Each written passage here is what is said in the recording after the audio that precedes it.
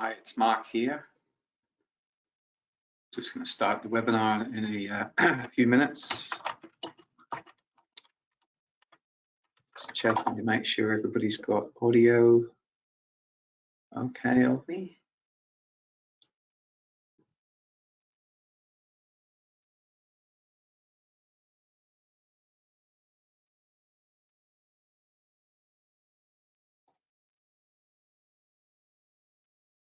I think I need to change my screen here.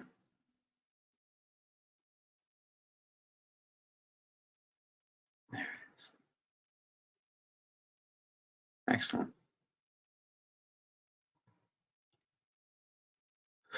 Okay, well, I might actually just kick things off now because it looks like we're actually we have all the attendees already. All right, awesome. Well, welcome to this webinar. This is hopefully part one of several webinars that I'll be doing on Revit Advanced Families. My name is Mark Kelly with Cadgroup up in Brisbane, of the AEC Techies, and today's presentation will be looking at formulas in Revit, specifically conditional sort of standard formulas and conditional formulas and formulas that we can use to control our families. So just have a very brief PowerPoint. We'll be looking at just general formulas in Revit, an introduction to them, and a bit of a look at perhaps why you should consider using them if you're not. We'll then look at some examples of conditional formulas, how we can use those to automate and control Revit families. And then we'll be looking at a subset of that, some examples of constraining formulas that we can use to, I guess, stop our families from breaking. All right, so formulas in Revit families can range from very, very simple right up to quite complex. Formulas are very powerful and they can be very simple. So I've got on the screen here some very simple examples of formulas. So they basically create relationships between one parameter and another. So a few examples here that I've got is a simple case where you want width to equal length. So you've got a width parameter and then you've got the length parameter. Now when you have a parameter that's under the control of another parameter, you'll notice in Revit that this parameter here that's being controlled is going to show up as gray to the user. So in other words, grayed out when they look at it in the properties list. So that blocks that off from being directly manipulated by the user. Okay, and so this is another example, is width equals length divided by 2. That's a very simple mathematical operator. Then we have something a little bit more complex where we have width equals length divided by 2, but then what we've done is we've created we've told Revit to round up the value to the nearest whole number.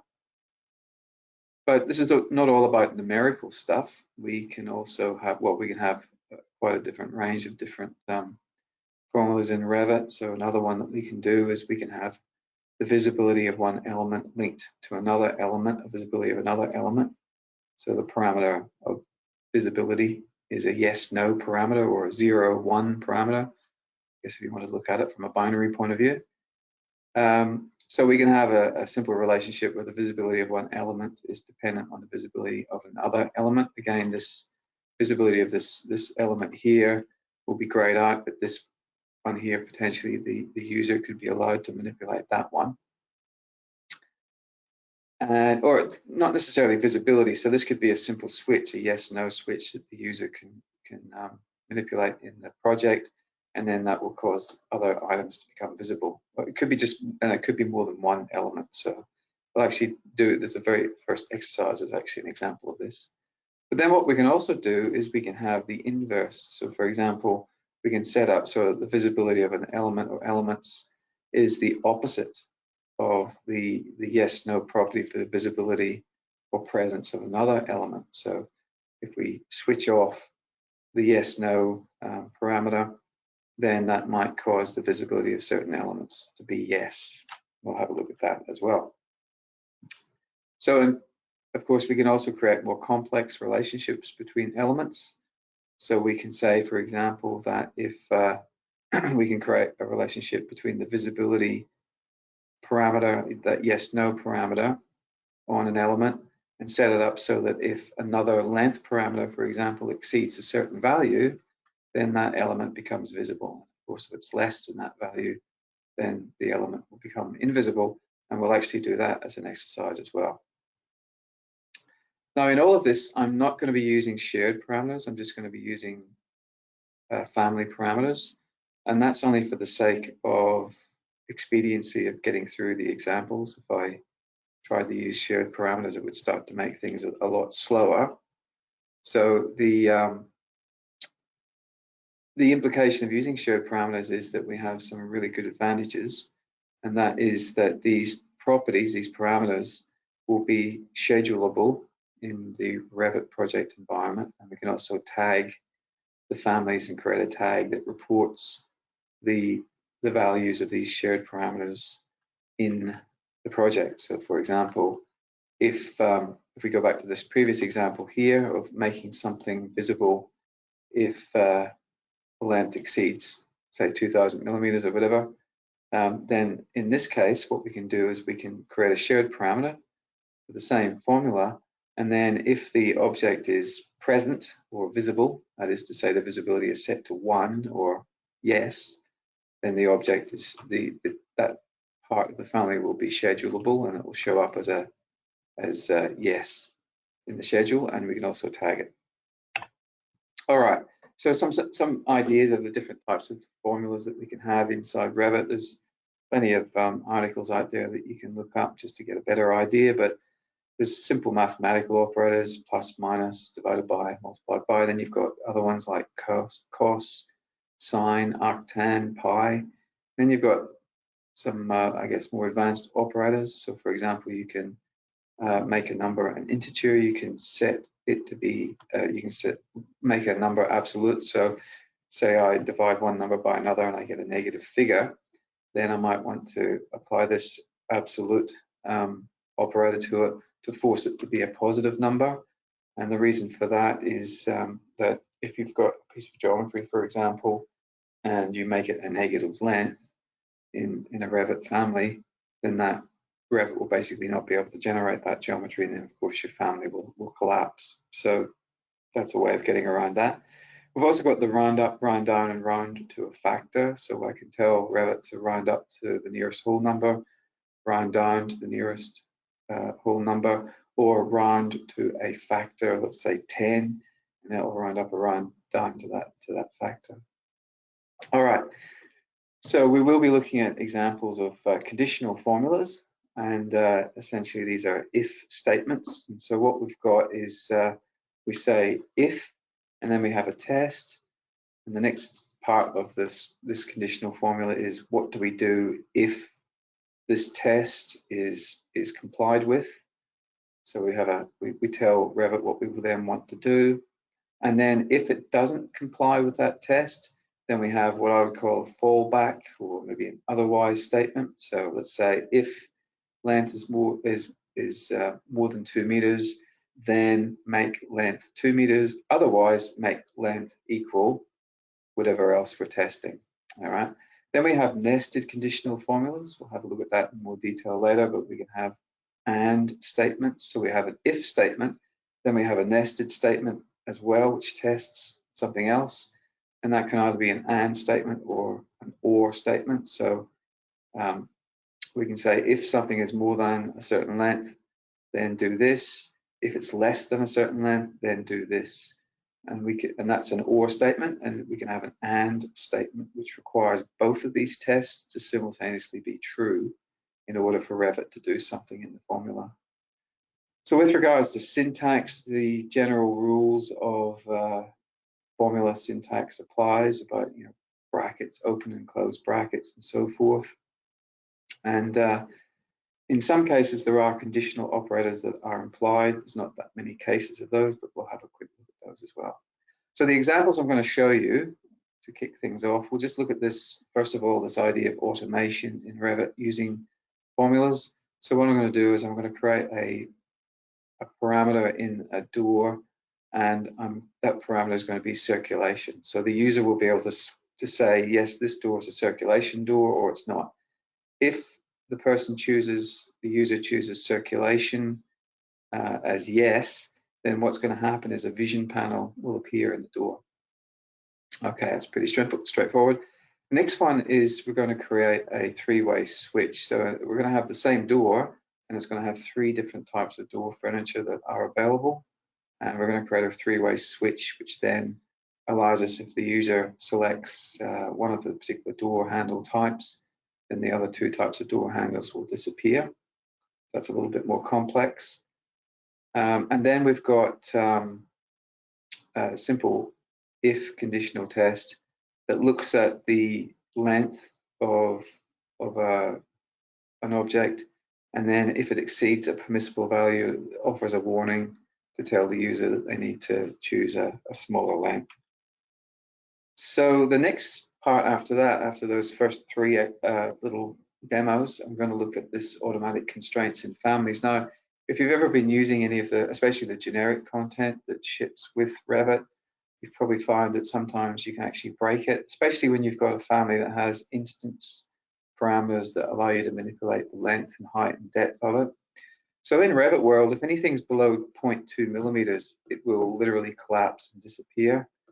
That's just a universal sort of rule inside Revit, metric version of Revit. As I mentioned before, if an object has a negative length, then it will also collapse. So if you grab a family with a instance parameter for its length and then just drag it in one direction against itself and then make a negative length, then Revit will give you a little warning pop up and it will literally make the family disappear. So what we do then is we use these conditional formulas, and it's this if. So for example, let's get over here. So what we do is we make we have to have these sort of degrees of separation when we're using these conditional formulas. So what we do is we create this, what I call the control or the input parameter that the user can actually input. In this case, we call it desired length. And then the actual bit that controls the length of the geometry is just called length. And so what it does is it waits for the input from the person about what the desired length is, and then in this case it's testing it. So it says so it's testing it to see if it's more than 4 meters, and then what it's saying is, well, if it's more than 4 meters, which is yes, it complies with this test, then make the length 4 meters. Otherwise, if it doesn't comply with this test, make length equal desired length. So if it's 3,000, then length will equal desired length, because it doesn't comply with that test. Excuse me. And then to make things a little bit more elegant, what we then can do is we can create nested conditional statements. So for example, the same thing, if we wanted this to only be within a range of 4,000 meters maximum length and 1,000 millimeters minimum length, we could say length. Again, this is the control. This is the bit that directly controls the geometry length. The desired length is the input from the user, and this length part will be grayed out when we look at the properties of the family. So it's an if statement again. So if desired length is more than 4 meters, then make it 4 meters. So that's the same as this first part of this if. And then we get this comma here, and then we have another nested if statement. And so it then says, and it's an or, by the way, the or is implied, or if desired length is less than a meter, make length equal a meter.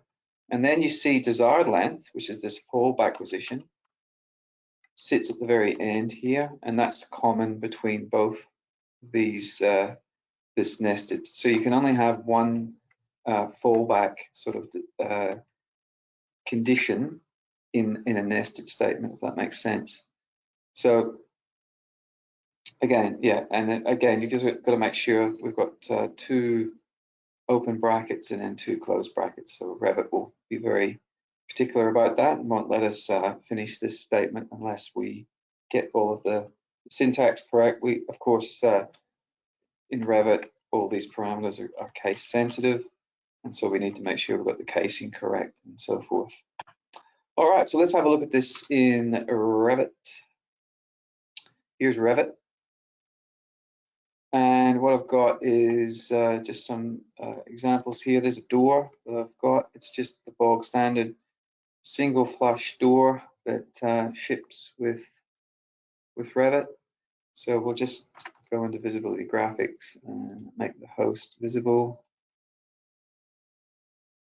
Make all of these annotation elements visible. Go to the front elevation. Just create some reference planes. Now I'm not going to do this, you know, the textbook way that we're supposed to create reference planes and give them names and so forth. And I'm not even going to worry about, you know, dimensioning them particularly correctly. It's really just about, I guess, demonstrating the formulas. So I'm going to create a void here to represent the vision panel. And I'm just going to create a rectangle here. I'm going to constrain that. We always constrain our geometry to reference planes. Let's go to a floor plan and zoom in a bit. And for some reason, oh yeah, I forgot to set the reference, the active work plane. That's a bit slack of me. Anyway, that's nicely constrained. So we've got this, no, that's actually got, because it wasn't touching the solid, I actually have to manually tell it to cut. If you have a look there, it was actually showing an orange, so it wasn't even cutting because it wasn't touching the solid when I created it. So I just had to do that as an additional step. Anyway, but one of the cool things in Revit 2023, 2022, I can't remember what it was in 2021 now, is we've got this little on-off switch that effectively says, is that void cutting the solid? If I set that, if I untick that and load that into the project, then effectively, for all intents and purposes, that void doesn't exist. But because we've now got this as a switch, an on-off switch, or yes, no, or 0, 1, whatever you want to call it, you see here that we've got this little rectangle, and that tells us that we can associate this with a parameter. So we'll do that. We'll click on that little button. We don't have any parameters here in this family already, so we just need to create a new one. And I'll call that, Vision Panel. All right, and that's controlling the visibility of this panel. I'm going to put that under Other in terms of grouping it. So you can see here it's a yes, no parameter. That's because it's controlling visibility, that has to be a yes, no parameter. You can see this is the grouping, and when we have parameters that we don't want people to sort of see, and we want to hide them away from people, generally you put them under Other, so they sit down at the very bottom of the list of properties when the person selects the family, looks at the properties. We'll make it an instance parameter, which means to say that every single door can have its own unique property. So that's just controlling the on-off. But what we now want to do is create the property in the family that controls this idea of whether the function of the door is a circulation door or not. So we'll say new parameter, and we'll call this circulation, and we'll make it instance again, so every single door can have its own unique instance. And we need to manually come through here and pick yes, no. Now, the reason we need to make it yes, no is because it has to be the same units, the same type of parameter as the visibility parameter. So if we made that length, then of course we can't, because of the units are not the same, then Revit won't be able to allow us to link those. So we're, in this case, this is the parameter, the controlling parameter that the user will see. This is going to be exposed to the user. And so we might want to just have a bit of a think about where we want to put this in terms of, you know, in terms of groupings of properties. So if we, for example, I'll just put this under general. Sure, people might not agree with that, but so what we're going to do here is literally make a one-for-one equivalency between, well, that's not going to work. Hang on. A one-for-one equivalency between this property and this property. Okay, so the value, I should say, of the parameter. So this is yes and no, okay? This is on, off, yes, no. And we can see here that because this is also a yes, no parameter, I can literally just say that the value for circulation, the value for vision panel is the same as value for circulation. All right, so again, the logic here is that when the user clicks on the family in the instance properties, they'll see circulation and it won't be grayed out. So that's the one they have direct control over.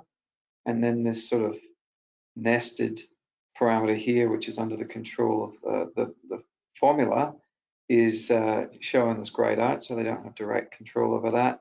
But essentially, it's a one-for-one relationship. So if I just load that into my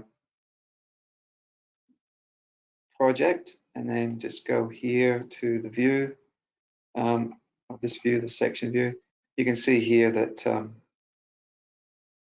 I've got my two doors, and you can see that I can come into the instance properties and turn off circulation or turn it on. Because circulation was on when I last saved the family, the instance property will always default to being on. Now, another interesting thing that I think, this is not really directly anything to do with the webinar, but I just want to mention it in the context of what I'm doing here because it is a very powerful tool. We've got a global parameter. So I've created a global parameter and I've called it circulation, and it's a yes, no value. So if I click on these two families here and select them, what I can actually do is take that yes, no circulation and actually link that to this global parameter here within the project. All right, so when I select that, you'll see now that that user control one now is actually grayed out, and the reason for that is because it's now under the control of the global parameter circulation. So just watch what happens when I switch that on or off. Now the cool thing is that this these global parameters could be, you know, corridor width, for example, and I could set out a whole heap of elements and give them a length parameter, and then I could set that to, you know, a certain dimension, and then if I change that dimension here, that will move those objects backwards or forwards depending on the desired corridor width that I want. The other thing that I could do is I could create a formula just like I can inside Revit Family. So if I had another parameter called minimum access plus, you know, and then another one called clearance, I could say, you know, corridor width equals minimum access plus clearance. Okay, and then that way I can, if I need to manipulate one of these other parameters or both of them, then the corridor width will automatically resize itself depending, which is quite neat. All right, so let's just go back into the family. So that's the first one that we wanted to look at, and the other one is this idea of this three-way switch. So what I'm going to do is I'm just going to insert some nested families in here. So we've got handle 1, emergency bar, and D pool. Let's open those up.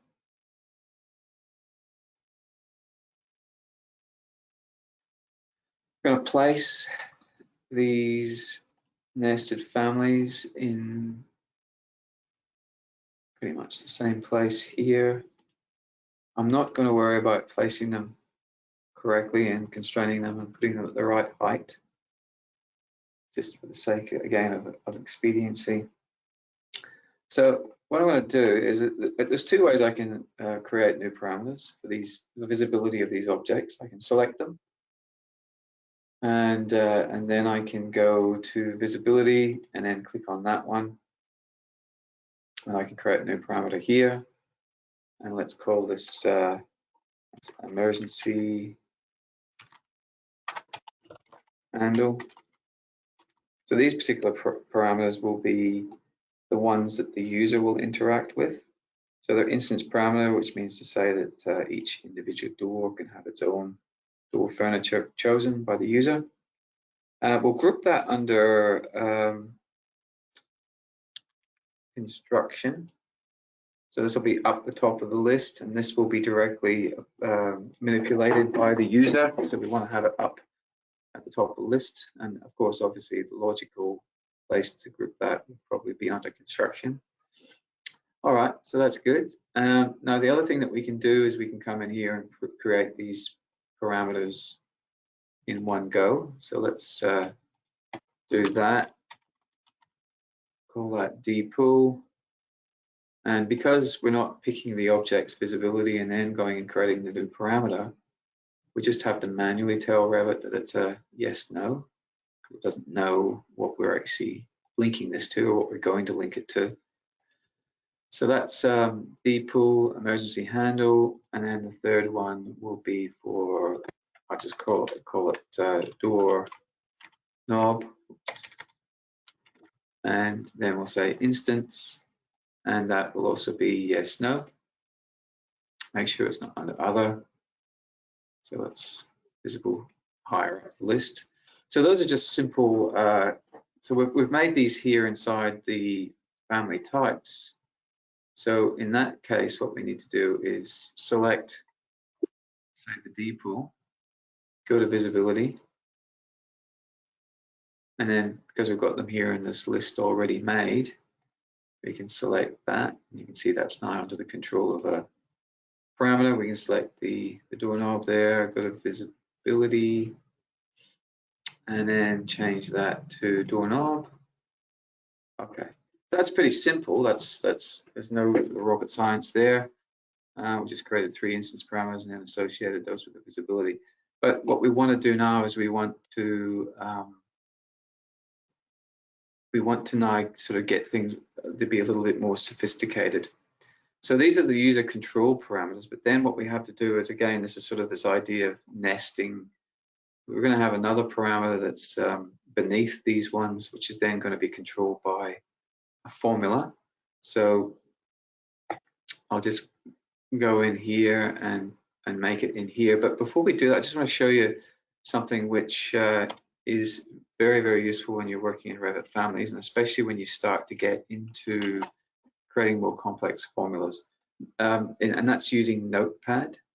The reason that we want to do that is because Notepad, we can edit the formula, and Revit will not, when we're creating a formula, if we don't get the syntax right, or we misspell something, or we don't have the casing correct on a parameter name, then Revit will not let us get beyond, it will not let us exit out of the family types dialog until we rectify the problem and get it completely right. So that's where having Notepad, it means you can cut the text out, paste it in the Notepad, make the edits, paste it back in, test it. If it's correct, then we can move on.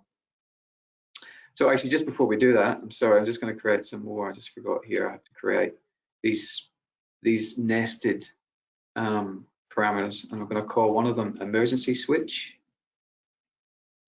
and I'm going to call this one door knob switch. So again, these are the ones that are going to be controlled by formulas, and I'm going to put those under other, okay, because they're going to be hidden, so to speak, from the user, or grayed out anyway. And instance, yes, no, and other is all good. So these again, these are the ones that I'm going to be working on. So I'll just go into Notepad, and I'll just very quickly show you the first formula that I'm going to use. The first formula I'm going to use is going to be controlling this property for emergency switch, and it's a not. So this is a not condition. So this is the what this is going to do essentially is inverse things. So what it's doing is it's an or statement, and it's saying emergency switch equals the opposite of the state of doorknob, or the opposite of the state of dpool. So an example, if dpool is set to yes, then emergency switch will be set to no. Or if, sorry, did I say dpool? Sorry, so if doorknob is set to yes, then emergency switch will be the opposite and set to no. And if dpool, or I should say, if dpool is set to yes, then emergency switch will be the opposite. So what I'm going to do is I'm just going to grab that last part of the text. And I'm going to go to emergency switch. And you can see now that that's grayed out. All right, next part. Now I just need to make sure I get the casing correct on these. So I'll just delete that one and paste this one in. So this is a doorknob switch. And essentially it's looking at the dpool switch and the emergency switch. And it's the inverse of those. So I'll click on that, and that's a doorknob switch. Okay, so this is where I need to have a little bit of a look at the actual syntax. So I've actually called that D handle, not dpool. But I think that should be it. Good. All right. And then the last one is controlling the door handle switch. So again, we're not interested in this part here, but it's this not condition. So it's looking at doorknob and emergency switch. So I'll just copy and paste that in for door handle. All right. So these, again, these are all now grayed out because they're not under the control of the user. But what we've effectively got is a situation now where if I go to emergency handle, you can see the emergency switch is yes. If I click on door knob, then you can see the doorknob switch is yes. And if I click on dpool, then door handle, I don't know why I chose to change the names of these, but anyway, I like to make things more difficult for myself than necessary. Then that will switch on, and if they're all off, then the emergency switch comes on by default. There has to be a default. One of the interesting things, which I will mention, if you're sort of trying to get into this sort of thing, is Revit has this error that will sometimes pop up called circular chain of references, where if you're trying to reference something that already references a parameter in it. So if you're referencing a parameter that then references the same parameter inside it, then you get this circular chain of references. So one of the interesting things that you have to do is in these not statements, or statements, I should say, you notice this first one is set to the controller, which is the one that is accessed by the user. And then the second one references the switch. In this case, this one references the switch and the switch. And this one references the controller and the controller. So if you get that, it's controller switch, switch, switch, controller, controller. If you had 4, then it would be, you know, controller, controller, controller, controller, controller, switch, controller, switch, switch, switch, switch, switch. That makes sense. All right, so let's just very quickly throw this into a project.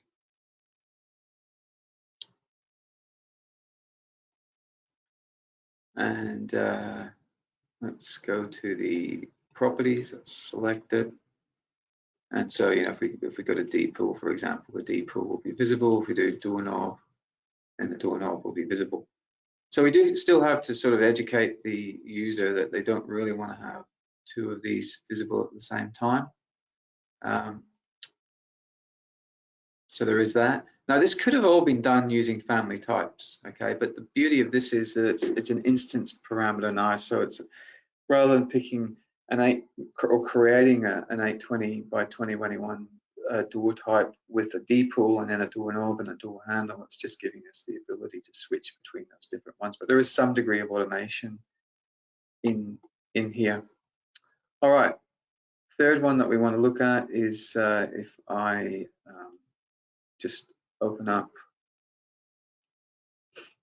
the cube. I've just got a very simple cube family here. Now we've got a width parameter in here. I might actually just, whoops, sorry, I might just edit that one and call that Actually, no, I'll just leave that as it is, sorry. So we want the user will input that one. Right, that's the one they're going to have control over, and we're going to make a new one, and we'll call it real width and its length. That's good. And in this case, we'll put it under other, because that's going to be grayed out and the user's not going to have the ability to directly interact with that one. We'll make it instance again.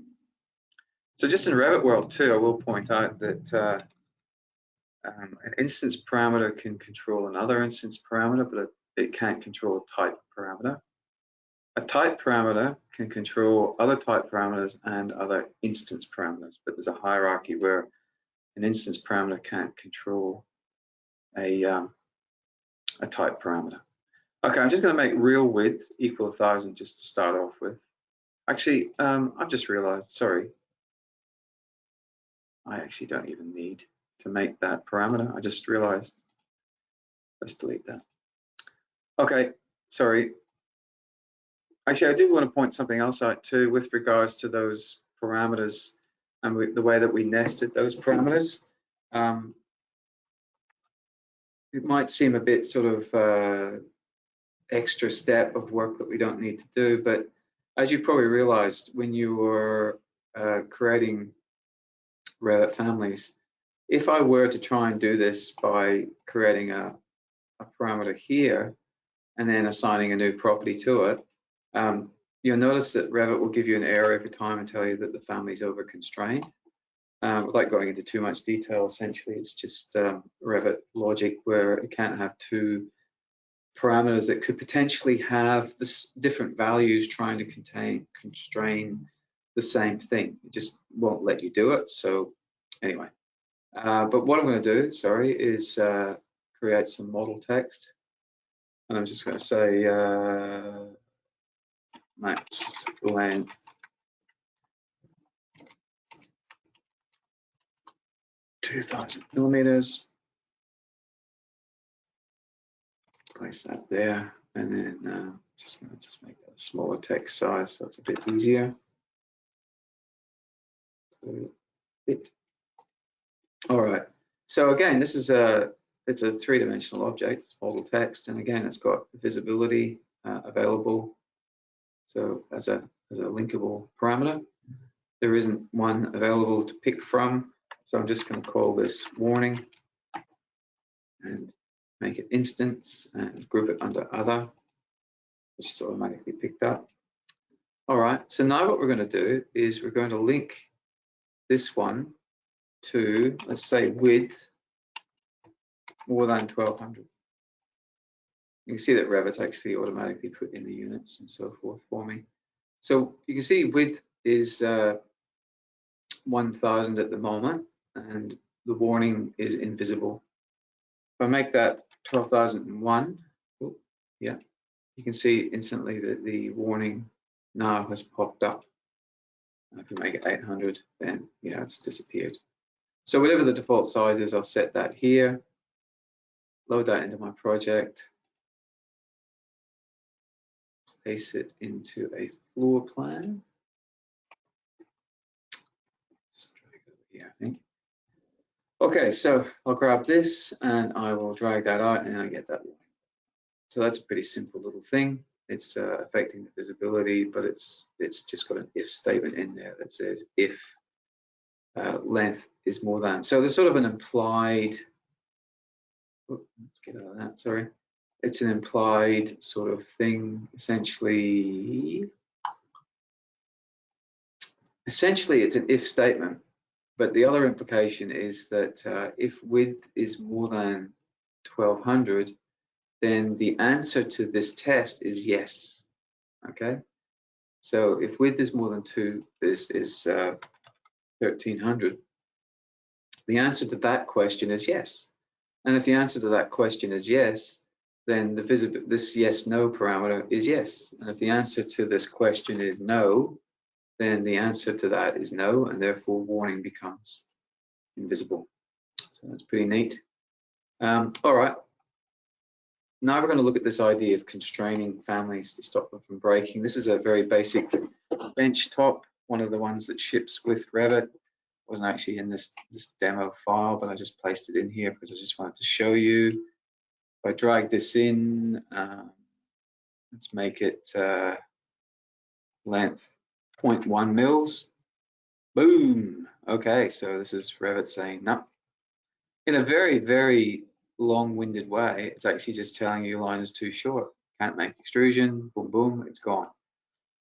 Now, the other thing I can do is if I drag it, and so it's literally the end is beyond the start, then again, I'm going to get this error popping up, though it's not quite as descriptive. What it's basically not telling me is that the object is an inverse value.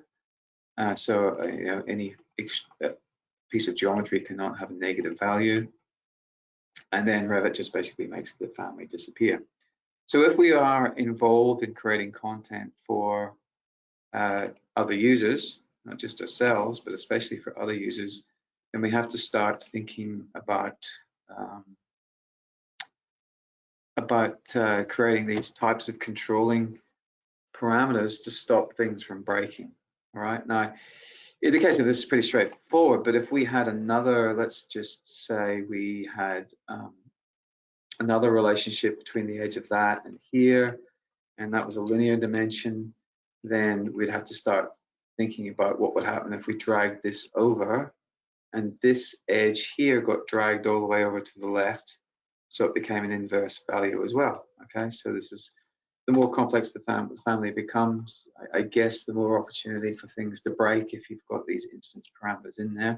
But of course, it can also be with type parameters as well. All right, so let's just quickly put in a parameter which will be the control parameter that the user will see and interact with. We'll call it desired length. We'll make it instance. It is a length parameter and it's under dimensions, so that means the user can see it up the top of the list. Desired length, we'll just make that the same as length, just for the sake of convenience. So then what we're going to do is we're going to make an if statement. All right, and again, this is where you might want to get your notepad out and do a little bit of typing. But here's one I prepared earlier, as I say on Play School. So if desired length is more than 4 meters, then make the length equal 4 meters. Otherwise, if it doesn't equal more than 4 meters, then let length equal desired length. So that's pretty straightforward. Now, I just also need to change this because, oops, desired length has a space in it, and it's 2 words, and it's capitalized at the start, which of course is capitalizing at the start of a parameter name is always what you want to do. Okay, so that's cool, but let's just say that we also want, for practical purposes, to make this bench so that it can only be made a minimum of 1 meter long. Because obviously, if we create content, we want it to reflect we want it to not self-destruct, but we also optimally want it to reflect, you know, real-world constraints, real-world conditions. Like what practical minimum length would a bench like that need to be? Now here's an example of, I guess, because I know that this is wrong, I can just change this here before I paste it in. So again, this is a nested parameter, so it's going to replace this one that I just created. And again, it's an if or statement. The or is implied, and basically it says if desired length is more than 4 meters, then make length 4 meters. Otherwise, or I should say, if desired length is less than 1 meter, then make it 1 meter. And then we have the common fallback, which is to make length equal desired length if it doesn't comply with that test or that test. Let's chuck this in. And there it is. Okay, so let's load this into our project. Now, one of the things that changes when we have this sort of hierarchy of the inputable length, desired length, and then the length being controlled. I'd probably want to put that under other now. The length here being controlled by a formula is that the grips that you expect to see when we have a Revit family with instance parameters controlling the length, those grips disappear. Okay, it's just what Revit does. So you can see here, if I make that 3 meters, length becomes 3 meters. Revit's very happy to do that. If I make it 5, then you're actually going to see it limiting itself to 4. And in a similar vein, if I make it too short, like 800, then Revit's going to limit it to 1 meter. So for practical purposes, you know, we're saying that that really needs to be a minimum of 1 meter in length. Just a few other little tips I want to mention to you. That one there, that length, that I probably want to go in and place that under other, because again, that's just getting it out of the way of people. But just another few little tips and tricks. So when you're creating any dimension, even if you don't ever intend it to be changeable, it's always a good idea to make that dimension a labeled dimension rather than just a dumb dimension and then using the padlock on it. You always want, it does take more time, but you will always be able to leverage it down the track. And generally speaking, just taking that extra few seconds to create a labeled dimension with a parameter there will pay dividends down the track. But anyway, the point being, if you just don't want the user to be able to change that in any way in the project, then what I can do is make the formula just a value. You can see here that this has now become 625, and that in fact is now grayed out. So just to throw that back in, I select the family again. You'll see now that depth will be there. Where is it? We've gone blind. Maybe it's an instant a type parameter, is it? Yeah, there it is. So it's a type parameter, and it's grayed out, which means the user has no input. Now that's not to say that the user, if they knew what they were doing, couldn't go into the Revit family and change it. But the point is that I guess for casual users, it's perhaps a little bit of a way of discouraging people from going into your families and fiddling with them. If anybody knows Revit families, then of course they know how to get around that. But I guess implicit in that is that they also know the consequences, and therefore hopefully they understand the ramifications. All right, so what I'm now going to do is show you another type of formula, which I think is actually quite interesting. A line-based family is a family in Revit which we can use to create repeated copies of objects. So what I've got here is a line-based family. So basically, if you've never used one before, you click to place the start of this line-based family, and then the second place that you click defines the length of the line-based family, and then what you would have is repeats of objects along that path. You can click it later on, and you can select the start and the end of it and drag them around a bit like a wall, for example. So I've got a nested family. Now, when you're creating arrays inside Revit, I would always suggest that you use nested families. You can just create native geometry inside here and then create an array of them, but that generally tends to backfire on you, especially if you need to make adjustments to those objects. So I'll say create instance. I'll just rotate that around, and then I'm just going to use the align key just to lock that to the start. All right, and then what I'm going to do is create an array of these objects. So just go to the array tool, make sure it's set to last. So I click on the start and grab the end like so. Oops, go there. And then I'm going to go in here and I'm going to edit this. Just to make this work correctly, what I have to do is make sure that this last part of the array is correctly aligned, constrained to the green line, reference line. Otherwise, all sorts of funny stuff will happen. Okay, so that's the start of it. But generally with arrays, what you have is you'll have the arrays at a preset, or the arrayed objects at a preset interval. But what I'm proposing here is something with a little bit more sophistication. I'm going to make a new parameter. I'm going to have a parameter that can be as a user input by the user, and it's basically what's the desired spacing between these objects that are getting spread out across the line-based family. It's going to be a length. So let's say spacing, and let's just set it to something practical, like say 1300 millimeters. So that's cool. Then we're going to make another parameter, and we're going to call this an array formula. Oop. That's going to be numerical, a number. There it is. It's an instance parameter, and we'll leave that under other.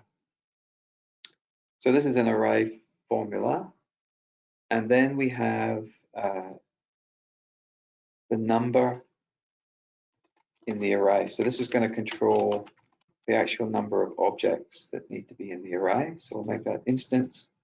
In this case, that's going to be, I believe, an integer. It's a whole number.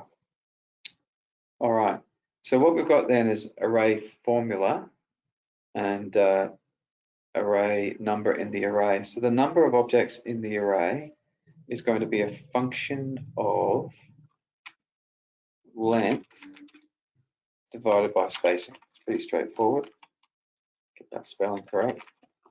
But what's going to happen at this point is that just delete that. So in fact, actually, interestingly, Revit is automatically rounding that out for me. I could have done that here and then just made it array formula and then put in round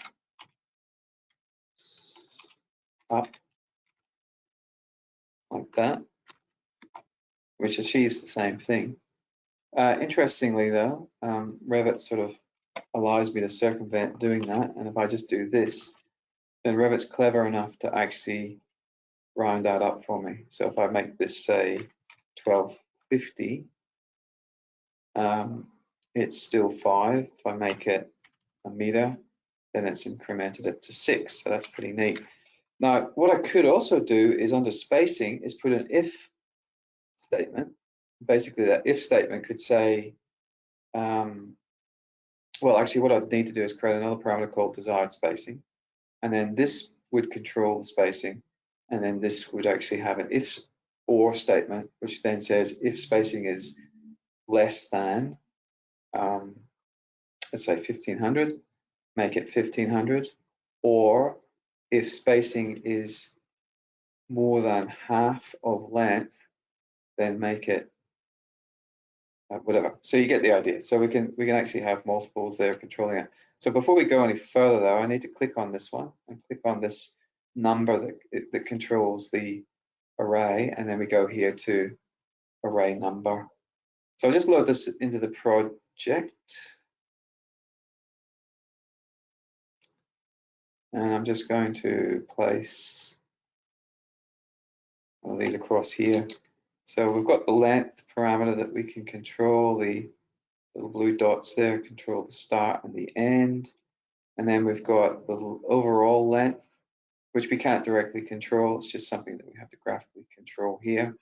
And then we've got the spacing, and we can manipulate the spacing. And as we do so, we can change the number automatically in the array.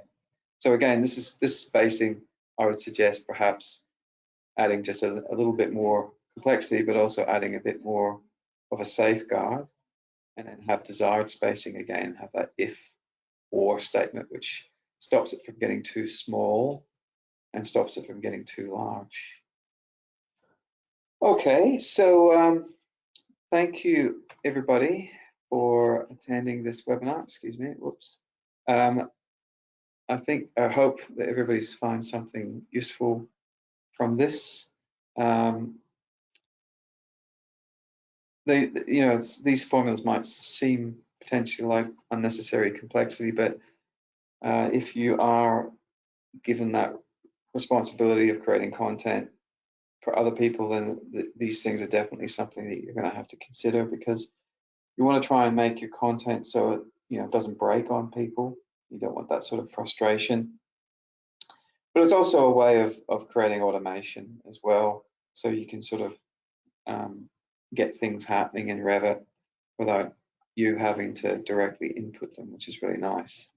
And again, I have been using instance parameters here, but we can certainly do this with type parameters, and we can also really maximize the leverage that we get out of this and use shared parameters as well, so we can start to report these values in our schedules or tag them. So thanks, everybody. We'll wrap it up there. I don't think we've got any questions. So thank you all for your attendance. I appreciate your time. Have a great afternoon, and we'll catch you later. See ya.